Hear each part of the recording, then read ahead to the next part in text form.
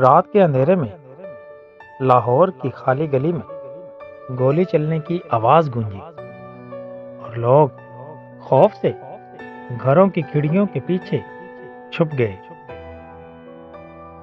Inspector زاہد موقع واردات پر پہنچا اور زمین پر پڑی لاش کا معائنہ کرنے لگا۔ اس کے چہرے پر سختی اور آنکھوں میں غصہ نمایاں تھا۔ لاش کے پاس سے ایک ٹوٹی ہوئی چین اور ایک موبائل ملا، جس سے پتہ چلا کہ مقتول کا نام بلال ہے۔ انسپکٹر زاہد نے دیکھا کہ ایک آدمی ڈرتے ڈرتے گلی کے کونے سے جھانک رہا تھا۔ اس کا نام رمیز تھا، جو اس واردات کا واحد گواہ لگتا تھا۔ رمیز نے بتایا کہ اس نے دو آدمیوں کو بلال سے جھگڑتے دیکھا تھا، مگر وہ ڈر کی وجہ سے اس وقت سامنے نہیں آیا۔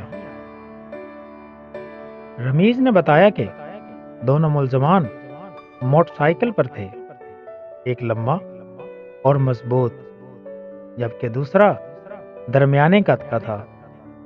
دونوں کے چہرے ڈھانپ رکھے تھے۔